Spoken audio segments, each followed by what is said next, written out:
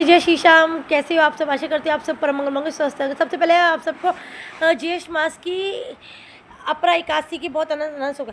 भाई आपको बता दो, आपको ज्येष्ठ का महीना 30 दिन का नहीं 60 दिन का होने वाला है। ज्येष्ठ का 19 साल बाद ऐसा संयोग पड़ा है कि ज्येष्ठ के महीने में 4 मंगलवार नहीं 8 मंगलवार पड़ रहे हैं बड़े। अच्छा, ज्येष्ठ के महीने के मंगलवार की बहुत बड़ी महिमा। आई नो आपको पता होगा कि मतलब कि मंगलवार जो है होता है कि मतलब ये ऐसा बोला जाता है भगवान राम जी से ना हनुमान जी का जो मिलन हुआ था ज्येष्ठ के महीने में हुआ था, मंगलवार वाले दिन, इसलिए इसको बड़े मंगलवार भी बोला जाता है। ऐसा भी बोला जाता है कि मतलब जो पांडव थे ना, उनमें से जो भीम थे, उनको अपनी शक्ति पे ना अपना बहुत अभिमान हो गया था।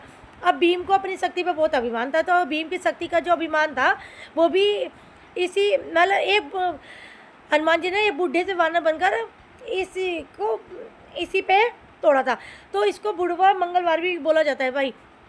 खैर, मैं आपको आज मंगलवार के बारे में तो आपको नहीं बताऊंगी।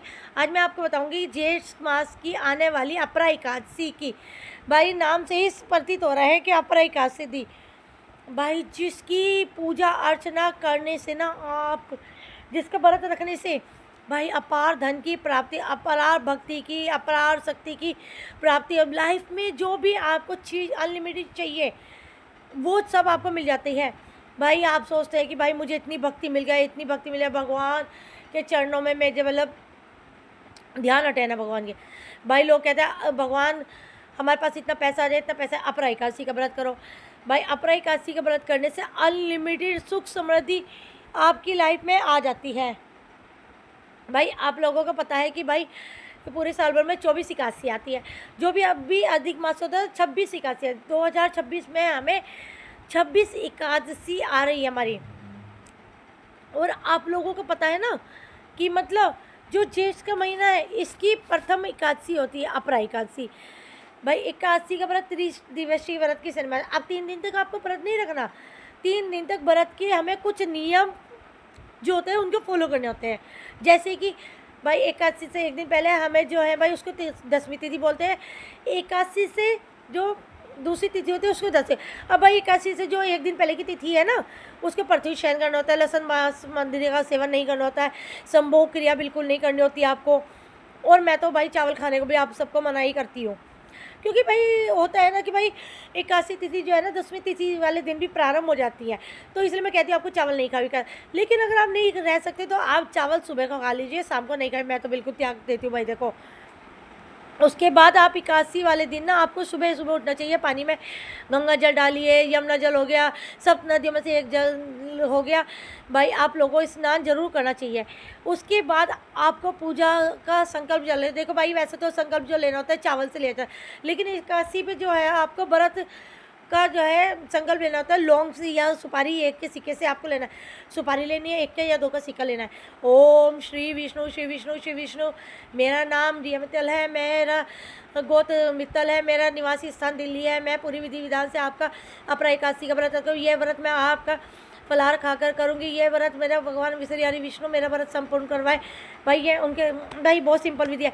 ये जो व्रत आप रख रहे हैं, अगर आप फलाहार खाकर रख रहे हैं तो आप ऐसा संकल्प लेना है आपको कि भाई जिसको भाई ये आपको व्रत रखना है, भाई आपको भाई एक निर्जला व्रत जो है आपको सारी एकादशी के व्रत से ज़्यादा सर्वोत्तम होता है। भाई निर्जला व्रत रखना है तो निर्जला, या फलाहार खा के रखना है तो फलाहार खा के रखिए। उसके बाद आप एकादशी की जो है ना छोटी सी पुस्तक आती है उसको आपको जरूर पढ़ना होता है। उसमें से एकादशी की कथा जरूर पढ़नी होती है। भाई बाज़ार में मिल जाती है, भाई 30 रुपये 20 रुपये की मिल जाती है। उसके बाद भगवान विष्णु का जो प्रिय भोग है वो लगाइएगा और आरती करिएगा।